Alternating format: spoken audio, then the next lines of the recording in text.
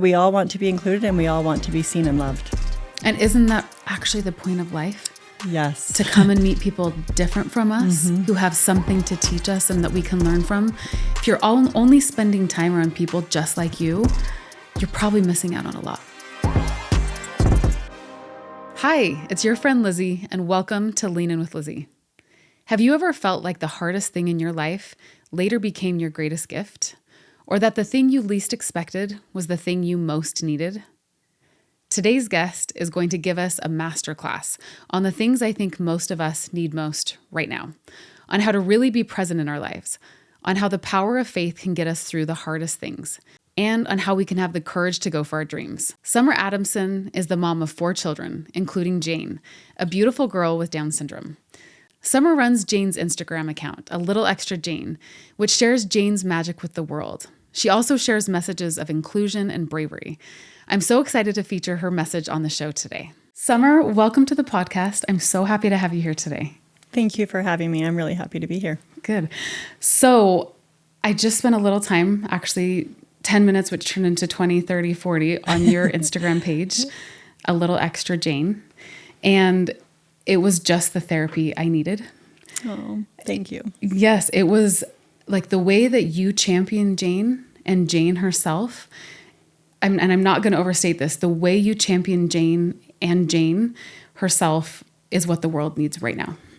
Thank you. I really just want to show the joy that she brings to our family, to everyone around her, and show that there is so much beauty in her life, in having Down syndrome. She has so much to offer the world. So she does. And like everybody listening, go take an hour and get the therapy from Jayne that you didn't even know you needed, because it is so beautiful. I think we live in an interesting time in the world's history where we champion being the same and all being typical and looking the same and wearing the same pant size, and the smaller the better. And you have someone in your home who's atypical, who's not ordinary. She's extraordinary.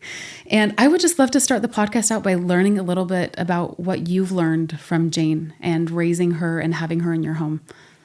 Oh my goodness, there are so many things. I could go on and on. But I would say one of the biggest things is she's taught us to slow down, to enjoy the small things, to appreciate every little thing. I think it's so easy, like you said, in our society, we put these timelines on ourselves, on our kids, these goals that they have to reach, these things they have to do.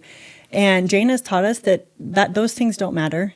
She took a lot longer to walk, to talk, to all of those things, but it didn't matter when she did it. It was a beautiful thing when she did it because she was doing her best at her own pace in her way. And I still remember my kids have been the greatest teachers for me too, my other kids. My cute oldest daughter, we had told her, Jayne's going to take longer to walk. And she said, okay. And so she was the cutest. Every day she would come home and work with her and encourage her. And we were trying everything to get her to walk, and it wasn't until Jayne was about 27 months. So not your typical timeline. Most kids walk around age 1, and she was over 2 years old. And she finally started walking, and it was because she was dancing, which is really cool because she loves to dance, as you know, from looking at her Instagram. Yes. And my daughter, as Jayne was walking, I took the video, and she sang in the background, and we thought it was going to take her a long time. And I thought, oh my goodness, like this wise soul that taught me in that moment that my timeline, the timeline that came from the doctors or the world or whatever it is or other people, does not matter. Because Jayne was doing it perfectly in the time that she needed to. And she was working hard, and she was so happy. And so she taught me that. And then also, I still remember when Jayne was in 3rd grade and she was running, the schools do the fundraisers, the Dragon Dash or the Fun Run or whatever they call it in their school. And she was lined up with all of her cute little friends. And before then, when she was younger, whenever Jayne would run, her kneecap would come out of place. And so she couldn't run because then she'd fall. And we finally got that fixed with an osteotomy. So the fact that she was even in this fun run and running was amazing. It was a huge accomplishment that she could finally run without falling. And she started out in this race and they were running. And of course, everyone was way ahead of her. She was running slower. And she got to the end and people were cheering her on. And when she finished, they were all hugging her and they were so proud of her. And I just looked at her and I thought, she is so happy. She finished that race and it's like she won first place.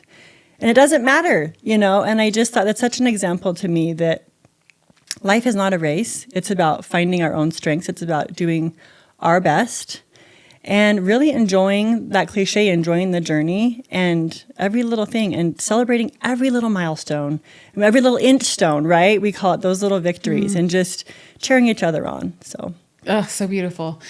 If we all lived that way, not just to our own children, but to ourselves, think of how we would change, like the perspective we would gain, but also just like the peace and the joy we would have. That was one takeaway looking at the Instagram too, is just the joy in Jayne's life and her ability to be totally present. What have you learned from her about that? She sees the world with different eyes. There's just so much wonder in how she sees things and just every little thing. Every time she sees a sunset, it's like she's seeing it for the first time. Mom, come quick. You have to see this, And we've had some beautiful sunsets, especially lately, I feel like. And she is so excited. But it's because she really appreciates every little thing. And even when birthday gifts, everybody wants to give a gift to Jayne because it doesn't matter what you give her. She is thrilled. I remember she got a pen one time and she was so excited. Thank you. And my son gave her a box of goldfish because she loves goldfish for her birthday. And it was like he'd given her the greatest gift in the world. And she was jumping up and down and it's just, she's grateful and she appreciates the little things in life and sees things just differently. And I love too that she sees people for who they really are. And she somehow has this gift of knowing when someone needs a hug or needs extra love or extra attention. She's incredibly shy, which is not what people usually expect of her.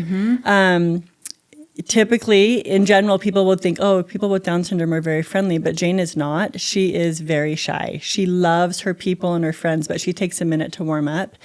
And so there are times when even people will talk to her and she doesn't really talk back at first because she's really shy. But it's amazing to see that when someone is in need, though, if she sees someone sitting alone, she goes up and talks to them. Or when she knows someone needs extra love or extra attention, she'll go up and say hi. A stranger at the store or someone sitting at school. She just knows when people need extra love. And then she's able to get past that shyness and really help people, which I love. So sweet. I'm going to quote some audio that was on one of the posts on your Instagram. It says, "There are some humans that sparkle in the sunshine and glow in the dark. They make a trip to the moon out of a walk in the park. They are a color of beautiful that you would still see if you were blind." Oh, I love this. It's so pretty. So much. And it made me reflect just on being a mom in general. I think there becomes an age for all of our kids where they lose a little of that because then the world becomes more real. Maybe it hasn't happened as much to Jayne as to other children. But what it brought to me was just the magic in motherhood as well. To say that for these children who every sunset feels like the first time, little kids are typically more that way. And in Jayne's case, it feels like that's just been prolonged, this gift of really seeing and seeing things new and having fresh eyes every morning when they wake up. I think about in the Bible, Jesus's words to become as a little child. And I wonder if part of that is just the ability to be present and see things as if you've never seen them before. I completely agree with that. And that really is one of my very, very favorite things. Jayne, it doesn't matter what we're doing, at least at some point during the day, today is the best day. And I think, well, why is today the best day? And often it's just, because we're together as a family. Or, because we're out here on the boat together. Or because we're playing a game together. Every day is the best day to her and sometimes it is because we're doing really fun, exciting things, but more often than not, it's the little things. We're all together as a family. And if you ask her, her very favorite thing is just being all together. Like that's what she cares about. So she really values people and relationships. And she does. She finds magic in everything, which I love. She hasn't lost that yet. I mean, she's still a teenager. She still has those emotions and the ups and downs, and like all teenagers do. But there's still wonder, there's still that magic that you're right, kids often lose. So, do you have any tips? Obviously, Jayne is special. She's a little extraordinary. But watching the way that she lives life and learning from her, any tips on how we can cultivate that more and keep that more in our own lives if we don't have the gift of a Jayne in our own families? I think honestly, just making those ordinary moments magical in your own life. My other kids, I feel like because I learned that, I try to do that with my other kids as well too. I mean, I try to, with my cute Millie, who's my youngest, we play a game together every morning before school. Just a short card game, but it's kind of something that we do, just the two of us, to kind of connect and bond. And it's a little thing, but it makes a magic moment for her every day. So I think just taking the time to appreciate those small moments, those ordinary things with all of my kids, and enjoy them, and finding their unique talents and letting them kind of connect with you in the way that they want to, and letting them shine. So. Oh, that's so beautiful. I'm sure that's been interesting to navigate, having Jayne, who maybe has more apparent needs, and maybe you can see them more frequently or often, to make sure you have those same moments with your other children. Yeah, it has. And I really, really try to really connect and help each one of my kids feel special, because I'm aware that sometimes, she does require more time, just in trying to help her navigate her schooling and friends and different things. And so we really try to make an effort to bring our other kids and involve them. And they are honestly amazing. They've been, like I said, her biggest cheerleaders. They're so good. They're so kind. And because of Jayne, they're more empathetic. And one of my favorite things is that when I was in high school, I didn't have a lot of exposure or just growing up to any kids that had special needs or, that had Down syndrome. And looking back now, I remember there were 2 boys in my high school. And now I know that one had Down syndrome and one had autism. And they were always in our lunch, they were there for lunch, but we never saw them in classes. They were not integrated into our school. And I remember being so shy and nervous to talk to them, just because I was a little more shy too, and not knowing what to say or how to say it. And I love that because my other kids have Jayne, they reach out to other kids that have special needs. They want to talk to them. They're not nervous or scared because thinking that they learn different or do things differently. They want to get to know them. It's not scary for them.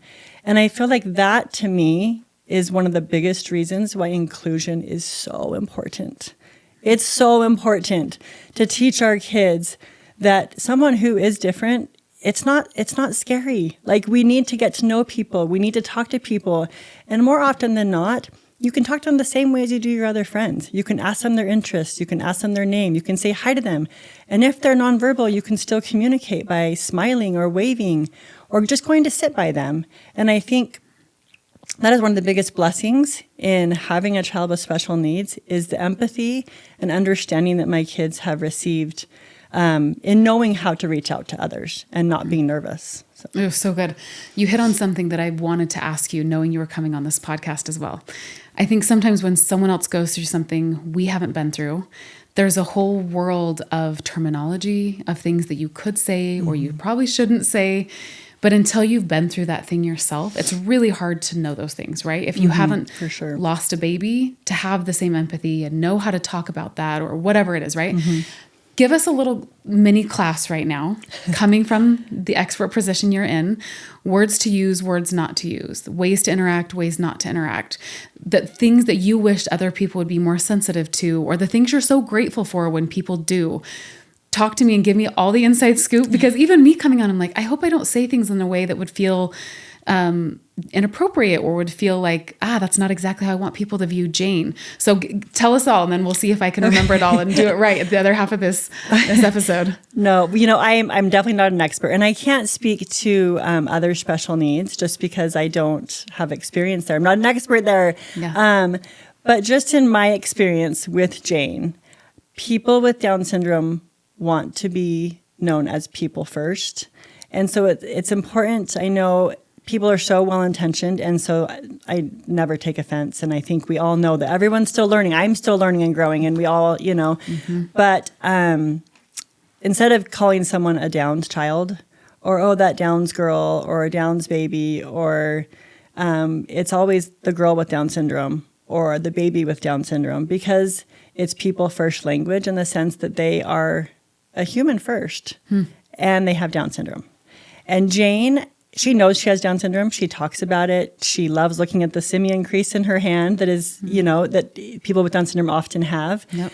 And she's proud of it. But I want to be very, very clear that that is not who she is. And so I'm very clear with her in that when she'll be like, oh, this is because I have Down syndrome. I'm like, no, Jayne, you are you because you're sweet and you're sassy and you're smart and you're driven and you're strong-willed and you work hard and I don't want it to be, I have Down syndrome, so I can't do this, or I have Down syndrome, so I can do this. I want it to be, I am Jayne, and I have Down syndrome, and that's awesome.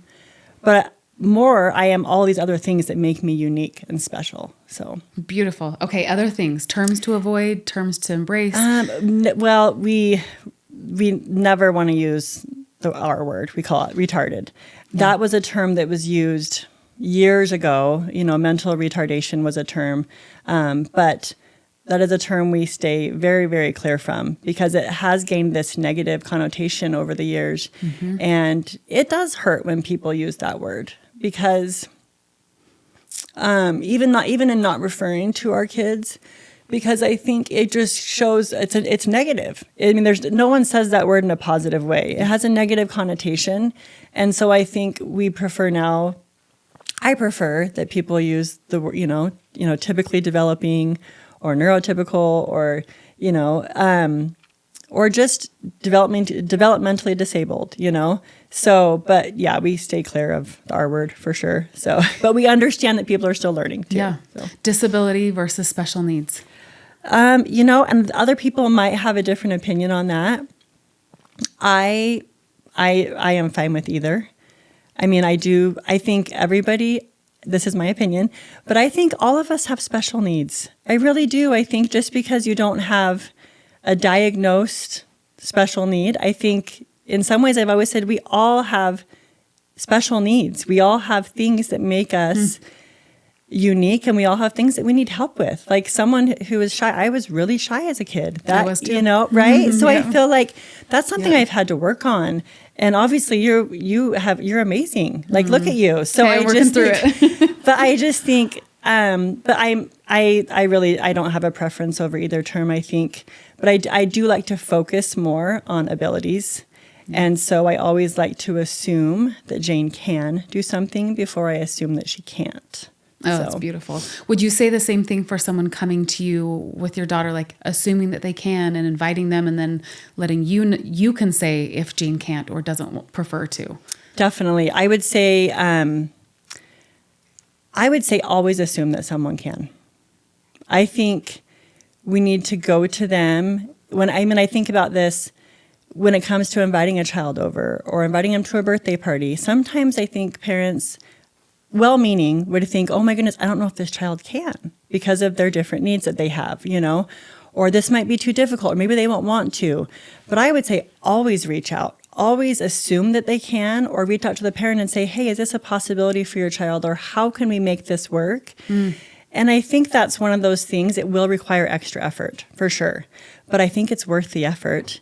And it's so important to reach out and include. People assume, I think sometimes, that our kids or kids that have special needs don't care if they're invited or don't know that they're not being invited. And sometimes they don't, but Jayne is very aware when she's not being invited. And I think it's important to still try, to still reach out. And of course, you can't be invited to everything. You're not going to be friends with everyone. But I think, in talking to parents who don't have kids with special needs, reach out to those kids that do, because they still want to be part and they still want to have those experiences, the same as any other kid would want to. Jayne just recently went to homecoming at her high school. So oh my sweet. goodness. It was the sweetest thing. And I loved that one of my friends, Cute Jordan's mom, Mandy, she's amazing. And she has facilitated, she wanted the entire special ed classroom to be able to go to homecoming. And so she makes sure that everybody has a date. And for some, they're able to do, they can do more than others, right, on their own.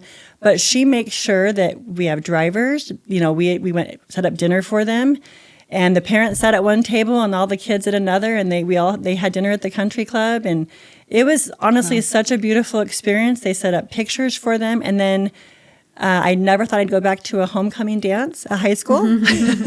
But myself, Mandy, and a couple other moms, we went and we chaperoned and just stayed in the back in case they needed us. But I thought it does take extra effort, but it's really, really amazing and important to give everybody the chance to try and to give them the opportunity to take part in these activities if they want to. Not everyone wants to, but if they want to. And it was really cool to see some of these typical kids there that were their dates that wanted to be part of this and just came because they wanted to. And I promise you those kids will be impacted forever. Yep. So I love that you gave some good messaging and language there. Is it possible, or how can we make this possible? Because sometimes we just don't know, we don't know the right words to use. And that's so empowering for me to think that's a way to say it. Can I make this possible? What would be helpful for me to do to make this possible? I was reminded of an experience my little sister had, and she has this heart for these kids with special needs. And I was outside the home. I'm about a decade older than she is, but she went to homecoming or a school dance with a boy with Down syndrome. And I happened to be home on that weekend. And it's interesting because I think sometimes we can feel like being inclusive is a service I can give. But thinking about that experience and what you just said, that these kids are going to remember that. What a lot of our teenagers are struggling with is isolation and comparison and the advent of social media and feeling like, am I liked and do I fit in?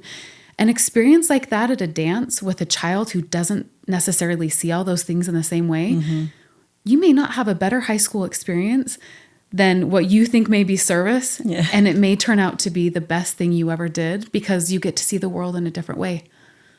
What a cool thing. You just brought that memory back, and I love my sister for it, and she has such a sweet heart about that just naturally. But what a gift for these kids who get to be a part of that experience too and learn from them. Yeah, I've said that before. I've always been a huge advocate for inclusion. Jayne has been blessed that she's been able to be kind of included in the typical classroom since she was in first grade, which has been amazing.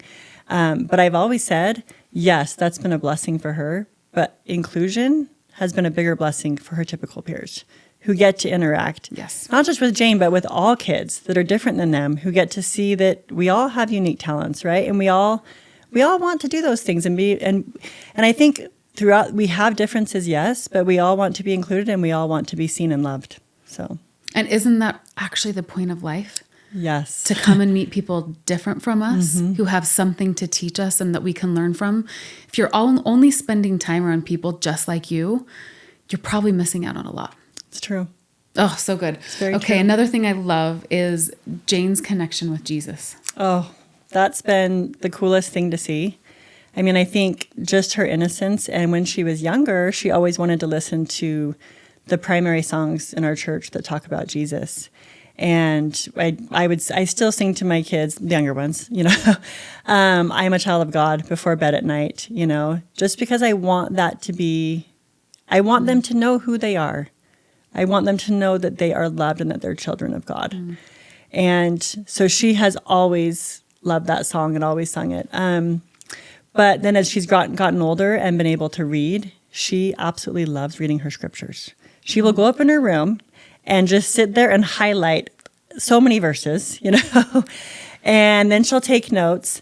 And every Sunday she puts in her little AirPods and listens to music, inspirational music, and then she'll write notes and she always wants to share her testimony every Fast Sunday in church about what she believes and how much she loves Jesus. And, and at first I kind of had to be like, hey, Jayne, when we share our testimony, it's about, it's not about friends and school. And she was like, I know, Mom. And it's always just the sweetest thing about Jesus and feeling the Holy Ghost and having the Spirit. And I love that because she doesn't see Jesus as this faraway being. She truly sees him as her friend. and as her brother. And there are so many times when I feel like she'll be having a hard day or having a hard time or sad about something. And I've always told her, I said, Jayne, when you're feeling sad, what can you do? You know? And she said, well, I can pray or I can serve others. And she is really good to say a prayer and ask for help when she's going through something hard. And then she also has learned to follow his example in serving others. And she loves to serve. And she'll say, Mom, I don't know why, but I just feel so happy because I'm helping people. And I'm like, well, and works. She says it, yes. And so I love that. I mean, it's been cool. She will dance on stage and loves to perform, but she gets very, very nervous before. Mm-hmm. And multiple times now before dancing, I'll ask her afterwards and she'll say, Mom, I was so nervous. But I said a prayer. And when I got on stage, I felt Jesus beside me. And I'm like, that is so cool. Like she feels that comfort and knows him in a way that I really hope to one day, you know, and I love that she knows where to go for comfort and help. So, oh, that's so beautiful. And you wonder, what kind of experience is she really having? Yeah. And part of that is probably not being so impacted by the world that she can have those experiences and be a little untouched. For those of you listening unfamiliar with the Church of Jesus Christ of Latter-day Saints, some of the terminology, I think it's so cool to explain. Sometimes the church is known as the Mormon Church. They have lay ministry, but fast and testimony meetings are when anyone from the congregation can get up and share something from their heart. You're a religious family, members of that faith. What are other ways that religion has impacted your family going through this experience, having Jayne as a part of your family? How has that helped you? How has that become a part of who you are and blessed you guys? I just feel like it gives us obviously peace and comfort in when there are hard things, because yes, there are so many blessings in raising a child with special needs and just being a mom in general, right? But there are hard things. There are struggles. There are challenges. I always try to be very positive on Jayne's Instagram account because I do want to focus on the good and the positive and the joy.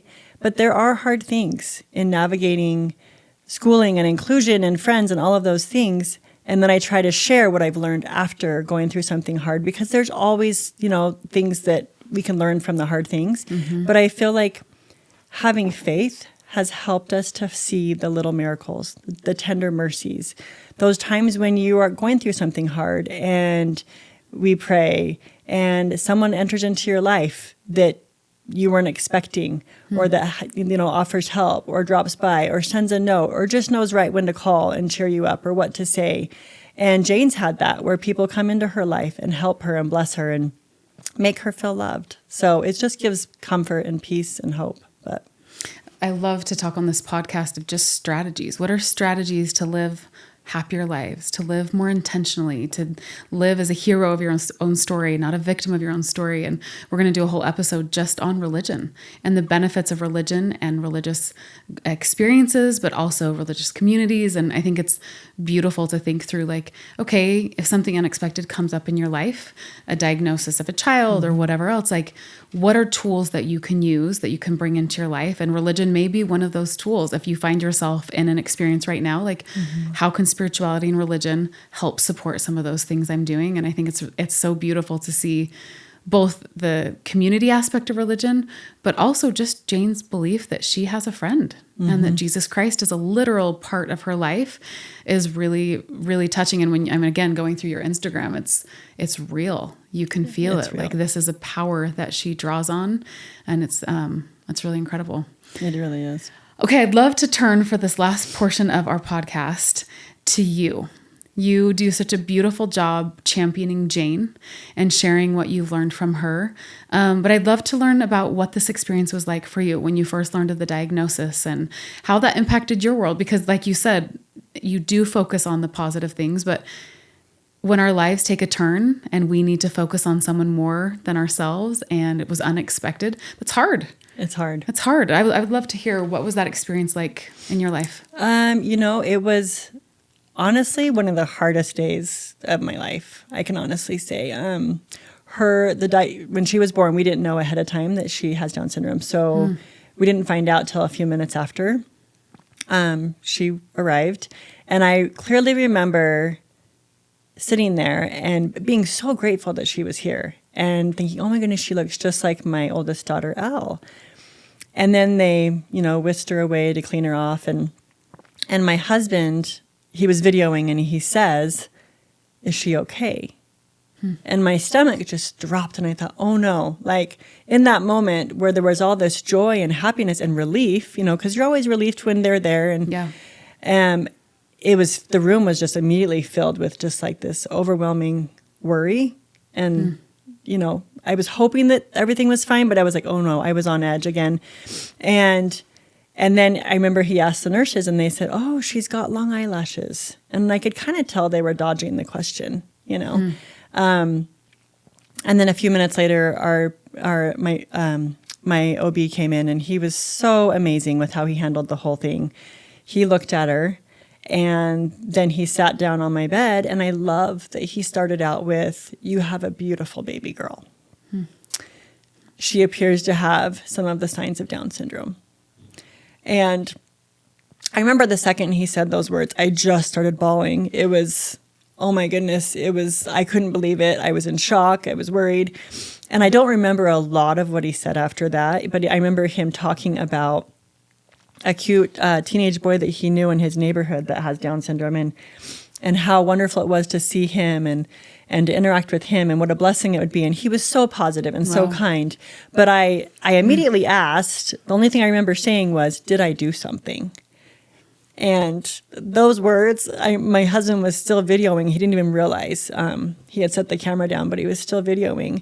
And once he realized that he turned it off, but that he caught that on camera.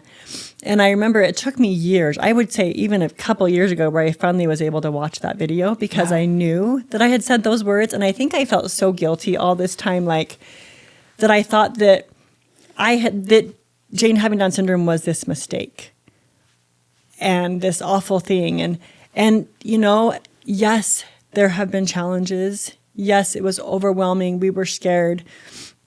There are hard things, but there are truly hard things with raising any child. Every child has struggles and challenges and things that we have to navigate as a parent, and learning to help them to be their best selves and to grow and be confident and happy.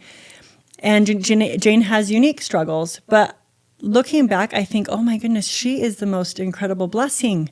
She has blessed our family in ways that I never imagined. She brings so much joy. She teaches us every single day. She brings me closer to Christ. She gives us empathy for others to know that everyone's going through hard things. Everyone has their own struggles, and we need to have empathy. We need to give them grace. We need to realize that we're all just doing our best. And I'm so grateful for those lessons that I've learned. And now I'm just grateful. I'm grateful that I get to be her mom and learn from her. Yes, there are hard things, but we work through them and we go through them day by day, So thank you for being vulnerable and being willing to share. I think it's hard to hold in two hands. One, that this is an incredible blessing in my life. And two, this is one of the hardest things. And saying that someone in our life is a hard thing, even though they're the biggest gift. I think it's beautiful for you to say that and to give power to other women hearing this and men, both, to say, it's okay if something in my life, even that maybe I wanted, or that's beautiful, to also say, this is really hard. Yeah. And it's okay to admit that this is hard. I think we wear it as a badge of honor, but no, but it is a blessing and I'm learning so much and it's so good. But to remember, like when we work out, we don't say that. No, it's really, really hard, but we give ourselves permission to say working out is hard. Yeah. But boy, do I love being strong. And to say it's the same thing. And none of us should feel badly about saying this thing is hard for me. Whether it's a struggle with a spouse or a struggle with a child or a struggle because something that you really want in your life isn't happening yet. And I don't know where I would be without it. I am a different human being because that is a part of my life and I am grateful for that thing.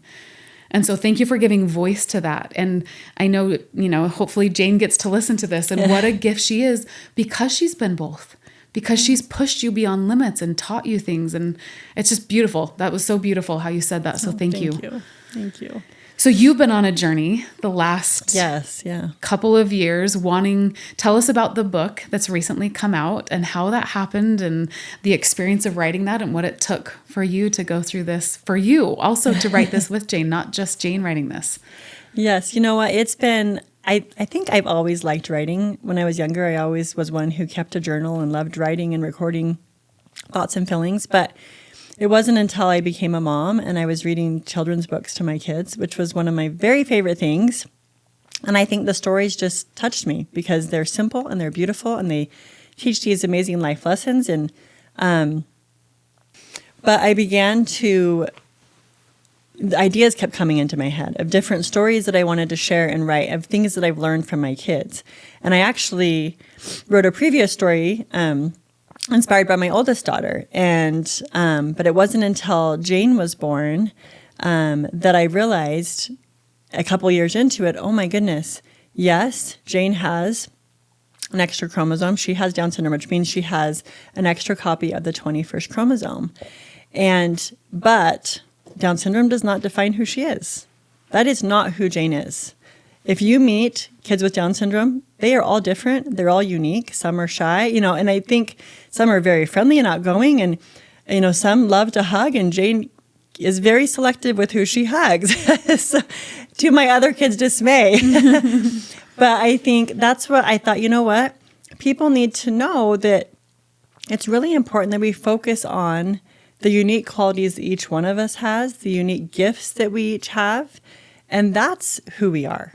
Not a diagnosis, not a label that someone gives us, or not a label that we give ourselves. Mm-hmm. I think it's easy, even with teenagers, to label themselves as a dancer or a soccer player or a mountain biker or a football player. And I think we really need to focus on those unique qualities that are part of who we are, that make us that make us unique, right?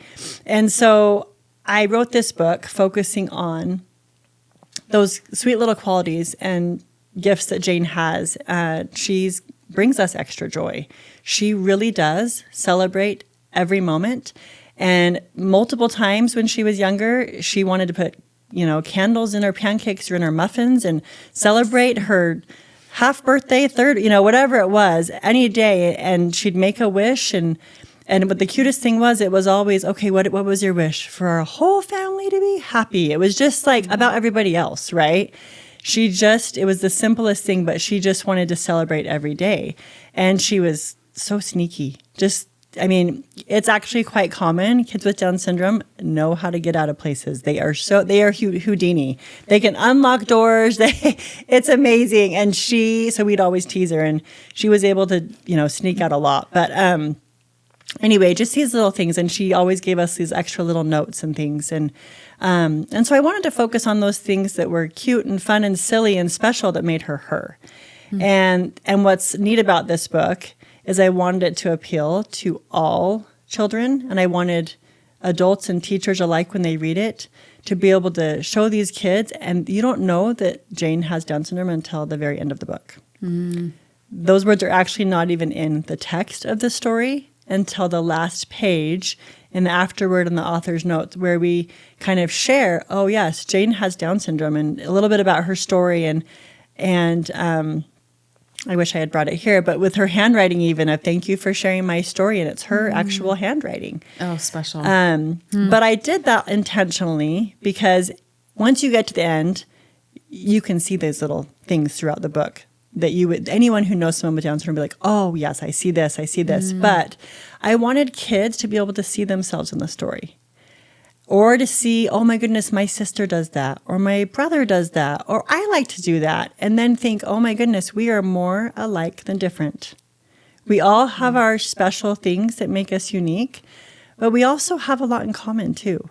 And then my hope is that when kids see other kids on the playground, at the park, or at recess, or school, or the grocery store, or wherever it may be, that they'll be more inclined to reach out and go up to that child and say hi and think, oh my goodness, we might like to do the same thing, or do you want to play in the bars, or do you want to do this? And that maybe even adults, parents and teachers will think, oh, let me ask them maybe they like to do this too, and it opens up a conversation.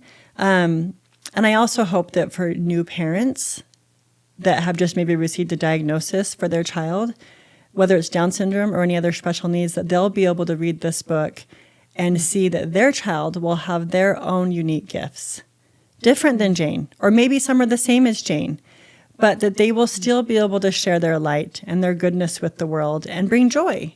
So, oh, I'm so excited to read it. I was so hoping you had a copy so I could thumb through the pages and just seeing the illustrations on your Instagram. I was like, this is so the cutest book too. Not just like a book with a message and a book with a purpose, but the illustrations are adorable. So that is so fun. How was it? So you had written a story before about your older daughter. Yeah.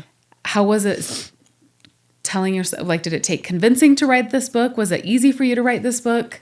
Publish this book, like put it out there? You know what? It was, the idea came to me and I knew I wanted to make it rhyme and I knew I knew all my kids would be part of it, but I knew that Millie and Jayne have this sweet little relationship and have always been little best friends. And so I knew that she would be in this story. The story itself came pretty quickly, but then, you're always changing things and I actually sent it out to different publishers and got good feedback, but, still had to tweak a few things. But, and then when I found Jumel Press through friends, it was the perfect fit and they've been amazing. They really love the message of the story. They got the vision for it. They brought it to life in truly the most beautiful way, which I'm so, so grateful for. But it was a process. Jayne's 15 and I probably started writing it when she was 7. Wow. So just, the idea came and, because this is kind of a story about Jayne when she was about 7 years old. Okay. But it just takes time. And I think the timing was perfect for when it came to be, looking back.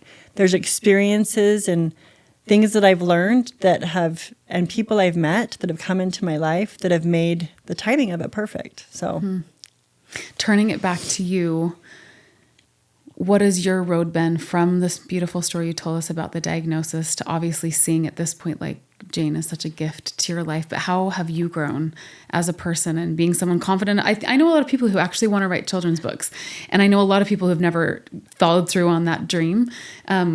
Has this journey been a part of you having the confidence to do things like that, or how has it developed you as a person? Definitely. It's made me really get out of my comfort zone and be brave. Even being here on this podcast it's a scary thing for me. Like, putting myself out there and putting my face out there. I started Jayne's Instagram account really, truly wanting to help others. And then it became kind of a gratitude journal and how I would focus on the positive and the good and share that with others. But I've never been one that wants to be in the spotlight or share my face or, you know what I mean? And so this has been, it's helped me to be brave and to have the courage to, and Jayne's helped me. She's inspired me because she goes after her dreams. She doesn't see limits. She has big dreams and she tries. And so I'm trying to instill those things into all my kids, and they all actually have big dreams, and they all kind of, they want to go after those opportunities. And so I'm learning from them, from all of them. So one of the big takeaways I hope that comes from this podcast is exactly that, to encourage women to also go after their dreams. There's a lot of women who want to help their children and do, or who have other things where it's like, and yours too. And maybe that's the best thing you can do to show that to your kids is do it yourself. And model that in your own life, that yes, it feels scary. Yeah. I don't think I know one soul who does something worthwhile who doesn't have an accompanied sense of fear around it. It's just normal. If it's something worthwhile, fear will be there too. It's true. But for you to model that, both for Jayne to model that to you and then you to model that back and to do that together and launch this book together is a really beautiful physical manifestation of like, that's what this looks like. It takes a mom and a daughter and a dad and the sisters and the friends to say, yeah, we're all going to be brave. Yeah. We're all going to be brave. I would love to hear from you what you would like your legacy to be. Oh, honestly, I just want to do good. I want my kids to know what great teachers they are to me. And I'm so grateful for their example and their inspiration because, they've made me better. My husband's made me better. But I would want my legacy to be helping others, like helping others to find their extra, their light, and being able to help them to shine, and to remind people to reach out to others, to be inclusive, to know that it's worth the extra effort. It's worth the extra time. It's worth reaching out. And I think just being able to bring people joy and light would be the greatest thing for me. So beautiful. Well, you've inspired me today to think about how to do those very things. So thanks for coming on the show. Thank you for having me. If we want to find you, all those who are listening, Instagram is A Little Extra Jayne, and Jayne is Jayne. Yes. It will obviously all be in the show notes. And then finding your book, title of the book, and where we can find it. It's A Little Extra Jayne, and it's online at jumelpress.com and alittleextrajayne.com. Okay. We'll direct everybody there. Thanks so much for being with us today. Thank you for having me. Thanks so much for joining me today. I want you to remember that you have extra inside of you too. You can find more behind the scenes and conversations over on my Instagram at Lean In With Lizzie. Go join the conversation there. And if you enjoyed the conversation today, please remember to like, comment, share, and subscribe to the YouTube channel and podcast.